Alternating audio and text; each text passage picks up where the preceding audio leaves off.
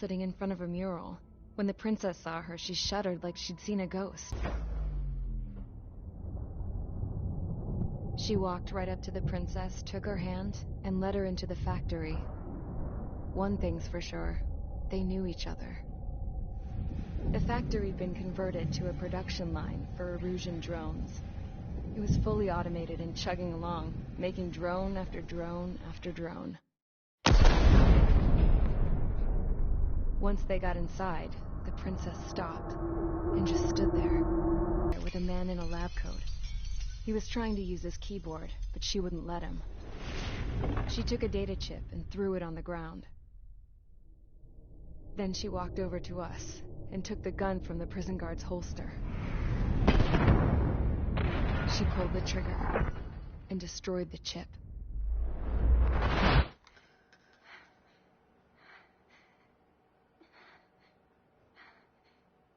Later, I found out that the girl with the gun and the one with the stuffed animal were sisters. They were also the granddaughters of Mihai A. Shalaji, the legendary pilot. Gramps used to talk about him. He said Mihai was the top ace from 2 wars ago. Know any Belkans? Because this guy was a Belkan, and they love to stir shit up. Pitting nations against other nations is a particular favorite of theirs, along with developing hyper-advanced technology. That's right. I'm Belkan, born and raised. My country is gone now. Rather than surrender to its enemy, Belka detonated 7 nuclear weapons on its own soil. My people scattered around the globe, living in the shadows of other countries. We had a new purpose: to breed wars. The theory was that through war, we could achieve our destiny and our revenge. I had just finished inputting Mihai's data when his granddaughter came in. She destroyed the only copy I had of the information I squeezed out of him. The girl loved Mihai. No one knew more than her just how hard I pushed her grandfather for that data, how much I made him sacrifice in the process. I promised his granddaughters that his efforts were not in vain, that it could end this terrible war. But in the end, it only caused more chaos and despair. We were responsible for all this damage, all this tragedy. Now, we were going to pay for it. The Erusians, once our allies, would see to that. I had lost the drive to continue my work, even before I noticed Mihai's granddaughters eyeing me with suspicion that one day. I should have stopped then, for all our sakes. Mihai's granddaughter tossed the gun aside. She said if she resorted to killing, she'd just end up like the rest of us. And by us, she meant everyone, including the princess. Like me, the princess was afraid to look into the girl's eyes. She knew that by encouraging her people, she kept the war going. Mihai and his granddaughter were victims of it, and now they too were paying the price. Is this for Belka? Or for Erusia? My grandfather had only one wish: to continue soaring through the endless skies.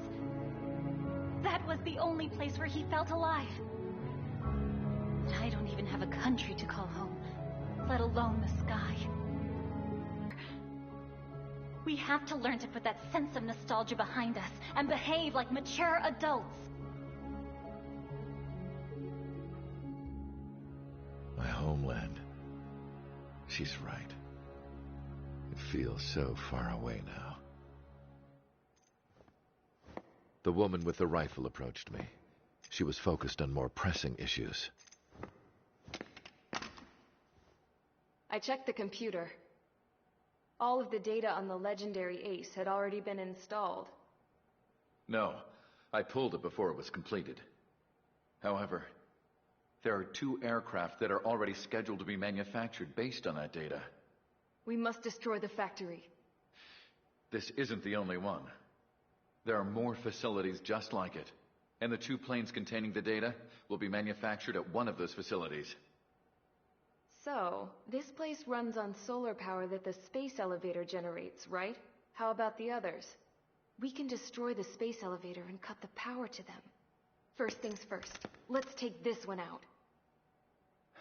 I'll show you which locations to target.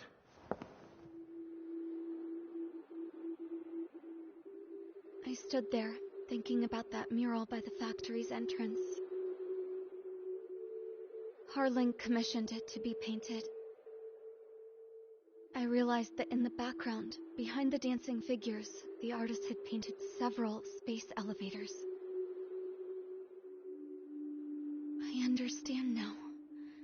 The space elevator wasn't designed to exploit Erusia after all.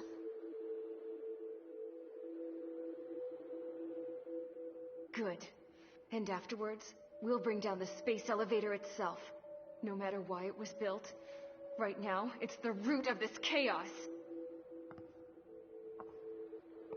I wonder Yes? which path you would choose when looking at Harling's mirror.